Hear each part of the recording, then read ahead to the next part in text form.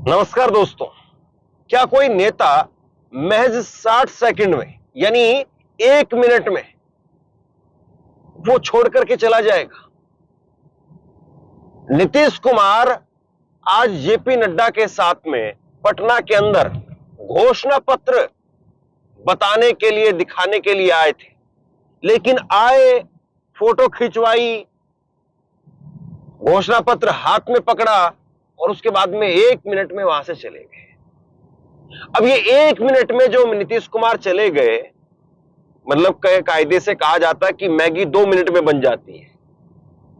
तो यहां पे ये क्या ऐसा था कि नीतीश कुमार का मूड उखड़ गया? क्या ऐसा था जो उनको पसंद नहीं आया, या फिर क्या वाकई 1 ही मिनट का केवल प्रोग्राम था? बिहार में चल क्या रहा है, ये बहुत बड़ा सवाल है और ये सवाल सबके मन में है। अब बिहार में क्या चल रहा है, बिहार में क्या है, यही देखने के लिए, यही समझने के लिए, यही समझाने के लिए, यही आपको दिखाने के लिए हम चल पड़े हैं इस वक्त में बिहार की तरफ। हमारा कारवां अब बिहार की तरफ बढ़ रहा है और सफर लंबा है, लेकिन देखते हैं कि कब तक बिहार पहुंच पाते हैं और बिहार की चप्पे चप्पे की ग्राउंड रिपोर्ट हर हालात से आपको रूबरू कराएंगे और नीतीश कुमार आखिरकार क्यों खड़े हुए नजर आ रहे हैं, इस बात को समझेंगे। बिहार की जनता के मन में क्या है, जनता की नब्ज वो इस बार क्या कहती है, टटोलने की कोशिश करेंगे। लेकिन उससे पहले जरा एक बार ये तस्वीरें देखिए।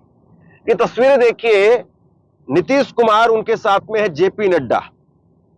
और जरा इस तस्वीर को आप एक एक करके गौर से देखिए। सबसे पहले नीतीश कुमार को देखिए, चेहरे पर कोई हाव भाव नहीं, संकल्प पत्र वो पकड़ा हुआ है लेकिन चेहरे पर हाव भाव नहीं है। बगल में जेपी नड्डा खड़े हैं और इनके चेहरे पर भी कोई हाव भाव नहीं। उसके बगल में आप देखेंगे तो जीतन राम मांझी खड़े हैं, चेहरे पर बिल्कुल कोई हंसी नहीं, कोई हाव भाव नहीं।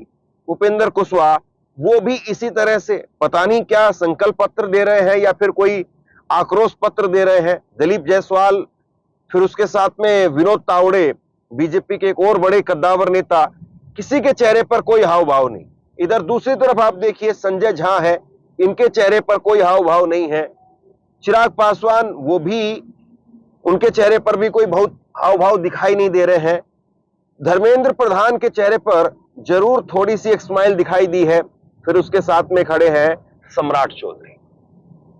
सम्राट चौधरी वो अकेले ऐसे नेता बचे जो इस संकल्प पत्र को दिखाने के बाद में वहां पर बचे रहे, बाकी सब निकल गए, नीतीश कुमार निकल गए। और सम्राट चौधरी ने ही फिर बाद में संकल्प पत्र को बताया कि क्या करेंगे, किस तरीके से करेंगे, ये सम्राट चौधरी जो पत्रकारों को बताते रहे। तो अगर यही करना था, इसी तरीके से करना था, तो फिर इतनी जरूरत किस बात की थी? और दूसरी तरफ आप देखिए, एनडीए के अंदर भागम भाग का जो है वो दौर दिखाई दे रहा है कि नीतीश कुमार आए, जेपी नड्डा आए, धर्मेंद्र प्रधान आए, विनोद तावड़े आए, चिराग पासवान, सब आए और फोटो खिंचवा करके चले गए, भागम भाग। और दूसरी तरफ ये यहां पर 60 सेकंड में चले गए। दूसरी तरफ इंडिया गठबंधन, महागठबंधन के अंदर प्रेस कॉन्फ्रेंस होती है और वो 60 मिनट की होती है, यानी 1 घंटे की प्रेस कॉन्फ्रेंस होती है। और उस 1 घंटे की प्रेस कॉन्फ्रेंस में कांग्रेस की तरफ से वहां पर पवन खेड़ा थे, तेजस्वी यादव खुद थे, फिर उसके साथ में मुकेश सहनी, दीपांकर भट्टाचार्य, सब नेता थे, सभी पार्टियों के, सभी दलों के नेता थे। और पहले कांग्रेस की तरफ से पवन खेड़ा ने अपनी बात रखी, फिर उसके बाद में मुकेश सहनी ने, दीपांकर भट्टाचार्य ने, सब ने अपनी बात रखी, फिर बाद में तेजस्वी यादव ने अपनी बात रखी। विस्तार से बताया सब कुछ कि क्या करेंगे, कैसे करेंगे। और सीएम का चेहरा वो भी डिक्लेयर कर दिया गया। लेकिन यहां क्या, यहां तो कुछ है ही नहीं, यहां तो कुछ हुआ ही नहीं। क्या नीतीश कुमार वो सीएम का चेहरा अपने आप को घोषित करवाना चाहते थे, इस बात को लेकर के नाराज हो गए? या एक बार फिर से ये मैनिफेस्टो की तस्वीर देखिए आप, ये मैनिफेस्टो की तस्वीर देखिए और इस मैनिफेस्टो की तस्वीर में बीच में मोदी जी की तस्वीर है, फिर नीतीश कुमार की तस्वीर है और जेपी नड्डा की तस्वीर भी उतनी ही है, यानी साइज में बराबर बराबर है। यानी कोई अलग से कोई तवज्जो दी हो नीतीश कुमार को दिखाई नहीं देता है। एक तस्वीर जरा और देखिए, जरा ये तस्वीर देखिए, यहां पर नीतीश कुमार और संजय झा दोनों आगे हाथ बांध करके खड़े हैं और बीच में खड़े हैं सम्राट चौधरी। सम्राट चौधरी पीछे हाथ करके ऐसे खड़े हुए हैं जैसे कि वो मुख्यमंत्री हो और उनको चार्ज अब दे दिया गया हो और नीतीश कुमार वो विदाई जो वो ले रहे हो। तो क्या वाकई नीतीश कुमार को आभास हो रहा है कि बीजेपी अब उनकी दाल नहीं गलने देगी, बीजेपी अब उनकी विदाई करवाएगी? हालांकि बिहार में चुनाव में ऐसा नहीं कि इन्हीं की सरकार आ रही है और यही मुख्यमंत्री बनने के सपने देखते रहे। बिहार में क्या है क्या नहीं है ये तो समझने वाली बात है, लेकिन आज मैनिफेस्टो को लेकर के बहुत सारी प्रतिक्रियाएं निकल करके सामने आ रही है। मैं सबसे पहले आपको प्रतिक्रियाएं दिखाता हूं कि किसने इस मैनिफेस्टो के लिए क्या कहा है। अशोक गहलोत की तरफ से प्रतिक्रिया आई है। उन्होंने कहा है कि एनडीए ने सिर्फ 26 सेकंड में घोषणा पत्र जारी कर दिया, फिर मीडिया के सवालों से बच करके भाग खड़े हुए। यह लोकतंत्र के लिए खतरनाक संकेत है। इसके साथ में सुकेश रंजन बिहार से आते हैं, वरिष्ठ पत्रकार हैं और 2 लाइनों में इन्होंने अपनी बात कही है कि बिहार में खत्म हुआ नीतीश कुमार के 7 निश्चय का दौर, एनडीए का घोषणा पत्र जारी हुआ। यानी नीतीश कुमार एक वक्त में 7 निश्चय लेकर के आते थे। 7 निश्चय में वो बताते थे कि हम इस बार ये काम करने वाले हैं और अब संकल्प पत्र जो बीजेपी ने अपना हाथ में पकड़ा दिया। यानी बीजेपी जो कहती है वो लाइन अब नीतीश कुमार कह रहे हैं। पहले यह था कि नीतीश कुमार का अपना एजेंडा होता था, अपनी लाइन होती थी, उस लाइन पर बीजेपी चलती थी। छोटा भाई थी बीजेपी, नीतीश कुमार जेडीयू बड़ा भाई थी, लेकिन अब बराबर बराबर कर दिया गया है। आशुतोष ने लिखा कि एनडीए के मैनिफेस्टो रिलीज में नीतीश कुमार सिर्फ 60 सेकंड के लिए ही, दया कुछ तो गड़बड़ है। तो अब यही जो है वो सवाल यहां पर खड़े हो रहे हैं और जाहिर सी बात है, ऐसा भी नहीं है कि केवल और केवल जो है वो हवा में सवाल खड़े किए जा रहे हैं। अगर कोई आप बड़ा प्रोग्राम रख रहे हैं, बड़े नेताओं को आपको बुलाया जा रहा है, जेपी नड्डा वहां पर पहुंचे हुए थे, नीतीश कुमार पहुंचे हुए थे, सब नेता आए थे, 10 मिनट बोल भी लेते, बता भी देते, कह भी देते अपनी बात को। क्या ऐसी नाराजगी थी कि नीतीश कुमार एक शब्द नहीं बोल पाए? 60 सेकंड में निकल गए साहब। आप आए थे तो आप क्या दर्शन देने के लिए आए थे? पत्रकारों को बुलाया था तो क्या पत्रकारों को ऑटोग्राफ देने के लिए बुलाया था? पत्रकार तो सवाल पूछेंगे ना, लेकिन आप निकल गए तो किससे पूछेंगे? सुरेंद्र राजपूत ने लिखा है कि मैगी भी 2 मिनट में बनती है, पर एनडीए की संयुक्त प्रेस कॉन्फ्रेंस तो 1 मिनट में ही खत्म हो गई। क्या माजरा है? क्या एनडीए टूट गया है, बगावत हो गई है, या फिर भाजपा की हिटलर शाही से जेडीयू चिराग पासवान, मांझी और उपेंद्र कुशवाहा नाराज और गुस्से में है? भाजपा वालों जवाब दो। तो ये जो है सवाल पूछे जा रहे हैं। अब आप कहेंगे कि भैया इतनी जलेबी तो आपने बता दी, ये तो बताओ कि आज उन्होंने जो घोषणा पत्र दिया है तो घोषणा पत्र में है क्या? वाकई ये भी लाख टके का सवाल है कि घोषणा पत्र में है क्या। तो इसको लेकर के प्रभाकर मिश्रा उन्होंने ट्वीट करके कहा कि बिहार में एनडीए की सरकार फिर से बनती है तो 1 करोड़ से अधिक लोगों को सरकारी नौकरी और रोजगार मिलेगा। इस घोषणा पत्र में बहुत से संकल्प हैं जिनको पढ़ करके ऐसा लगता है कि हमारा बिहार चुनाव के बाद में सिंगापुर हो जाएगा और हम भी फिर लौट आएंगे। अब ये घोषणा पत्र आप देखिए, इस घोषणा पत्र में सबसे पहले वादा किया गया है 1 करोड़ सरकारी नौकरी व रोजगार। 1 करोड़ सरकारी नौकरी व रोजगार।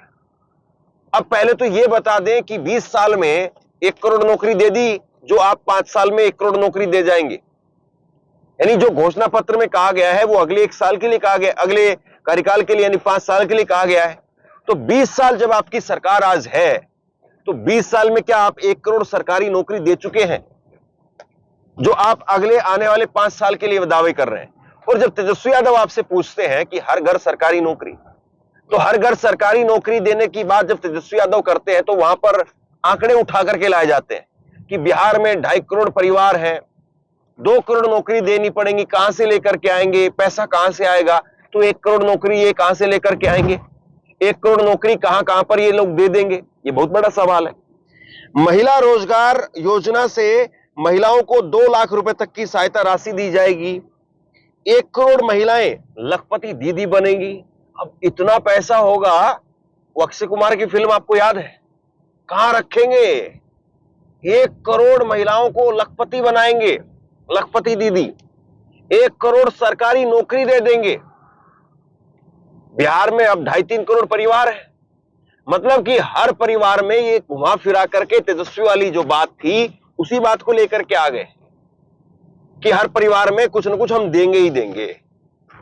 और फिर उसके बाद में कहा किसानों को 3,000 रुपए बढ़ा करके जो 6,000 रुपए किसान सम्मान निधि है उसको बढ़ा करके 9,000 रुपए कर देंगे, यह भी कहा गया है।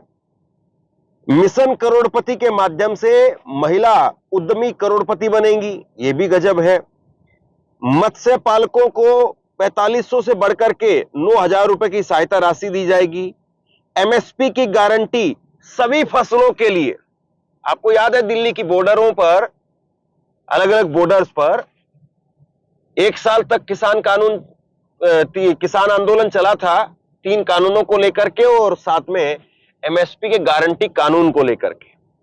तो वहां पर तो बात नहीं हुई। और मोदी जी देश भर के किसानों के लिए कर दें तो कम से कम वो टंटा ही खत्म हो जाए।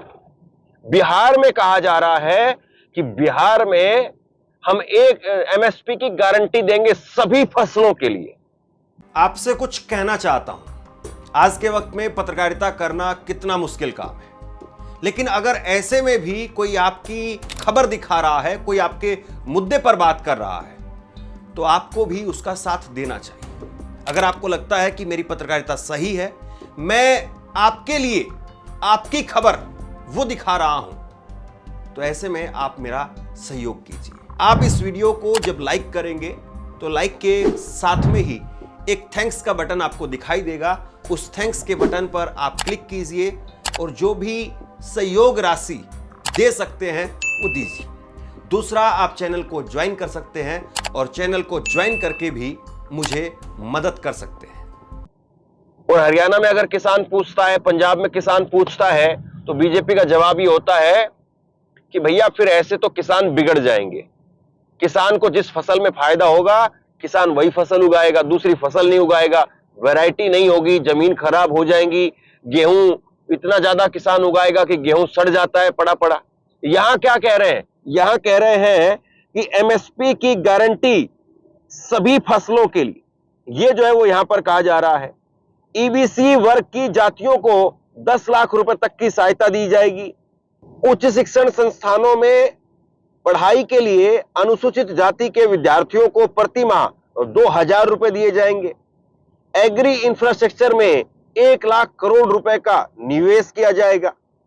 हर अनुमंडल में एससी वर्ग के विद्यार्थियों के लिए आवासीय विद्यालय बनेंगे। गजब है। मतलब ऐसा है कि कोई चीज बची नहीं है जो इस घोषणा पत्र में ना हो। केवल ये नहीं है कि हां 1-1 किलो सोना हम हर बिहारी को देंगे, केवल वो बात नहीं लिखी है कि 1-1 किलो चांदी वो हम हर बिहारी को देंगे। और सोचिए जरा, ये मैनिफेस्टो अगर लागू करें, सरकार बनाए, तो सारा जो देश भर में बिहारी इधर उधर रहता है, कोई हरियाणा में, पंजाब में, उत्तर प्रदेश में, बिहार में, मध्य प्रदेश में, गुजरात में, सब छोड़ छोड़ करके यहां आ जाएंगे। उल्टा वहां दूसरे प्रदेशों से लोग वो बिहार में आएंगे, यहीं का पहचान पत्र बनवा लेंगे, यहीं का सब कुछ करवा लेंगे। खैर, सबसे बड़ा सवाल यह है कि क्या वाकई ये घोषणा पत्र और ये सारी चीजें जमीन पर उतरती भी हैं क्या? याद है आपको, मोदी जी ने कहा था कि 2 करोड़ नौकरियां युवाओं को मिलेगी, फिर 2022 तक पक्का मकान सबके घर पर, सबका घर जो है पक्का मकान मिलेगा, यानी सबके सिर के ऊपर पक्की छत होगी। ये जो बात मोदी जी ने कही थी, बहुत सारी बातें कही गई, किसान की आय दोगुनी कर दी जाएगी। कहां पूरी हो पाई वो चीजें, आप बताइए जरा। तो वैसे ये घोषणा पत्र भी पूरा हो जाएगा। 15 लाख वाली बात तो आप क्या ही कहेंगे उसको। तेजस्वी यादव वो इसको लेकर के चुटकी ले रहे हैं। तेजस्वी यादव, उनकी तरफ से कहा गया कि बीजेपी को घोषणा पत्र नहीं बल्कि सोरी पत्र वो लाना चाहिए। इतिहास में पहली बार किसी गठबंधन का घोषणा पत्र केवल 26 सेकंड में जारी किया गया है। एनडीए को बिहार के लिए संकल्प पत्र नहीं सोरी पत्र लाना चाहिए। 14 करोड़ जनता के लिए सोरी पत्र। एनडीए ने अपना मैनिफेस्टो जारी किया है, क्या कहेंगे? आपने देखा होगा मैनिफेस्टो में क्या क्या है। आज देखिए, आज हम लोगों ने देखा कि मैनिफेस्टो जो है जारी जैसे किया गया वैसे ही ख़त्म भी होगी। यानी 30 सेकंड के अंदर जो है इनकी घोषणा पत्र का जो कार्यक्रम था वो ख़त्म हो गया है। आदरणीय मुख्यमंत्री जी को तो पता ही नहीं होगा कि उस घोषणा पत्र में क्या है, शायद उनको बोलने ना दिया जाए, इसलिए जो है जल्द से जल्द जो है ये ख़त्म कर लिया गया। लेकिन हम तो कहना चाहते, जो हमने घोषणा पत्र देखा, एनडीए के लोगों को सॉरी पत्र लाना चाहिए और बिहार के 14 करोड़ जनता से सॉरी बोलना चाहिए था कि 20 साल से भी राज करने के बाद भी सबसे गरीब राज्य बिहार, कोई कारखाने नहीं, कोई निवेश नहीं, हर सेक्टर में जो है ये सरकार फेल रही, इसलिए इनको सॉरी पत्र लाना चाहिए था। और अगर इनका 20 साल का जो झूठा जुमला अगर आप लोग देखें, जो वादे इन्होंने किए थे 20 साल से, हर घोषणा पत्र 20 साल तक का जितना इन्होंने घोषणा पत्र लाया है, वो घोषणा पत्र भी कहता हुआ कि हमारा क्या हुआ, हमारा क्या होगा। वो घोषणा पत्र कह रहा है कि पहले वाला तो घोषणा पूरा हुआ नहीं, एक नया जो है आनंद फानन में जो है इन लोगों ने ये घोषणा पत्र जारी की है। इसमें कई ऐसी चीज़ें, अब बताइए स्कूल में मिड डे मील जो है वो देंगे, यानी इससे पहले जो है बढ़िया से ये लोग नहीं दे रहे थे। यानी आप देखिएगा अस्पताल, मेडिकल कॉलेज हर जिले में निर्माण करेंगे। जो मेडिकल कॉलेज है वहाँ डॉक्टर नहीं है, नर्स नहीं है, दवा नहीं होता, इलाज नहीं होता, केवल खाका खड़ा कर दिया गया है, कुछ नहीं हो रहा। तो उस हिसाब से अगर आप देखें तो इन लोगों को सॉरी पत्र ला करके इन लोगों को माफ़ी, बिहार 14 करोड़ बिहार की जनता से माफ़ी मांगनी चाहिए। और ये तो ताज्जुब की बात है कि भाई 30 सेकंड में ही पूरा, हम लोगों ने भी घोषणा पत्र जारी किया, हम लोगों ने भी विजन को रखा, हम सब नेताओं ने अपनी बात को रखा। ये कौन सी बात हुई कि कोई बात ही नहीं की गई। तो बड़ा अजब और गजब का आज का इनका घोषणा पत्र का समारोह जो था वो देखने को मिला। केजी से पीजी तक पढ़ाई और रोजगार की बात, महिलाओं को लेकर लखपति तो ये मत, तो आप देखिएगा जो भी बातें हैं, हर जिले में फैक्ट्री, भाई 20 साल से क्यों नहीं लगा रहे थे फैक्ट्री। और अमित शाह जी ने तो कह दिया कि भूमि की कमी है। तो ये केवल जुमला है। बिहार की जनता इनके चाल और चरित्र को पहचान चुकी है। इस बार करारा जवाब बिहार की जनता देगी। महागठबंधन की सरकार बनेगी और बिहार के लोग बेरोजगारी को ख़त्म करना चाहते हैं। इन लोगों ने इतना बेरोजगारी, महंगाई, गरीबी बढ़ा दी। आप देखिएगा 94 लाख ऐसे परिवार, गरीब परिवार का, उनका क्या है इसमें? उनको कैसे मुख्य धारा में लाएंगे, आर्थिक न्याय उनके साथ कैसे करेंगे? कोई बात नहीं, कोई जिक्र नहीं। आपने सरकारी नौकरी जो कहा उसको भी कॉपी कर आप बोलते हैं नकलची है। नकल तो कर ही रही है, हर एक चीज का नकल कर रही है। 1 करोड़ नौकरियां रोजगार देंगे, हमसे पूछते हैं कि कहाँ से देंगे, ये कहाँ से देंगे, तो ये तो बताएं। आचार संहिता लागू है और गोलीबारी की घटना हुई है मोकामा में, जिस तरीके से गोली चली, एक व्यक्ति की मौत भी हो गई है। देखिए, लोकतंत्र में हिंसा की कोई जगह नहीं होनी चाहिए। और ये ताज्जुब में है हम लोग कि कोई व्यक्ति जो है अपने काफिला, एक तो 40-40 गाड़ियों का काफिला, और तो और हथियारों के साथ लैस कैसे घूम सकता है? इलेक्शन कमीशन क्या कर रही है? प्रशासन क्या कर रहा है? अब तक क्या कार्रवाई की गई है? हत्या हुआ है, कई गवाह हैं, एफआईआर हुआ है, चश्मदीदों ने घटना जो है वो बताई है कि किसने किया, कौन कराया, किसने गोली मारी, किसने गाड़ी से रौंदा। लेकिन प्रशासन के लोग चुप है, कोई कार्रवाई नहीं की गई। यही है ना, गुंडों को, अपराधियों को संरक्षण कौन दे रहा है? और जंगल राज की बात कर रहे हैं ये लोग। जो इन लोगों ने अपराधियों को पाला पोसा बड़ा किया, केवल अपनी कुर्सी बचाने के लिए इस्तेमाल कर रहे हैं जो लोग, आज उन लोगों को संरक्षण दिया जा रहा है। और वही लोग जंगल राज की बात कर रहे हैं। इलेक्शन कमीशन को तो संज्ञान लेना चाहिए, सुमोटो लेना चाहिए कि ये कैसे हुआ, किस अधिकारी पे कार्रवाई हुई, एक पुलिसकर्मी पे, कोई डीएसपी एसपी के पे कोई कार्रवाई नहीं की गई। तो आप समझ जाइए बिहार में स्थिति क्या है। अब सच्चाई सामने आ गई, बिहार की जनता देख रही है। अब बीजेपी के घोषणा पत्र पर सवाल खड़े हो रहे हैं। विपक्ष जो है वो कह रहा है कि भैया आप ये क्या लेकर के आ गए। अशोक गहलोत ने कहा कि इतिहास बन गया है कि नीतीश कुमार और जेपी नड्डा 26 सेकंड में चले गए और बाद में उनके उप मुख्यमंत्री घोषणा पत्र पढ़ रहे थे। इनकी प्रतिबद्धता घोषणा पत्र के साथ में नहीं है, इन्हें सिर्फ एक औपचारिकता करनी थी। पप्पू यादव ने कहा कि इनका संकल्प पत्र जुमलेबाजी है, बिहार के साथ इनका सोतेलापन है। बिहार में सारी फैक्ट्रियों को बंद कर दिया गया है, 20 सालों से पूंजी निवेश नहीं हुआ है। वहीं सम्राट चौधरी ने कहा कि युवा, महिला, अति पिछड़ा, दलित, किसानों की चिंता एनडीए ने की है। सभी वर्गों को साथ लेकर के बिहार की समृद्धि के लिए, किसानों को और समृद्ध करने के लिए प्रधानमंत्री मोदी जो किसान सम्मान निधि देते हैं उसमें हमने कर्पूरी ठाकुर के नाम से एक योजना चलाने का निर्णय लिया है, जिसमें हम उन्हें 3000 रुपए अतिरिक्त देंगे। तो बीजेपी एक्स्ट्रा 2AB लेकर के आ रही है। अब ये एक्स्ट्रा 2AB, इसका फॉर्मूला प्रधानमंत्री ही बताएंगे कि उन्होंने अपने वादे कितने पूरे किए थे जो इतने यहां पर पूरे हो जाएंगे। खैर, ये सारी चीजें हैं, अब बिहार की जमीन पर उतर करके इन सारी चीजों को देखेंगे। कौन कहां पर क्या कह रहा है, क्या असर बिहार के चुनाव में दिख रहा है। अभी दुलारचंद यादव की जिस तरीके से हत्या हुई है, क्या उसके बाद में चुनाव वाकई पलट गया है। बहुत सारे सवाल जो पूछे जा रहे हैं।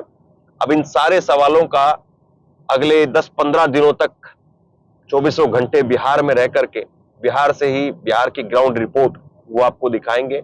आप बताइए कि कहां से हमें शुरुआत करनी चाहिए, क्या क्या मुद्दे हमें दिखाने चाहिए, कौन कौन सी जगह पर खास तौर पर जरूर जाना चाहिए, किस किस नेता से मिलना चाहिए। ये सारी चीजें आप लोग बताइए। और जैसे जैसे बिहार का चुनाव आगे बढ़ेगा, बिहार के मुद्दे और बिहार के लोगों की बातें वो आपको दिखाते हुए चलेंगे। शेयर कीजिए इस खबर को और आप क्या सोचते हैं नीचे कमेंट बॉक्स में लिख करके जरूर बताइए। धन्यवाद।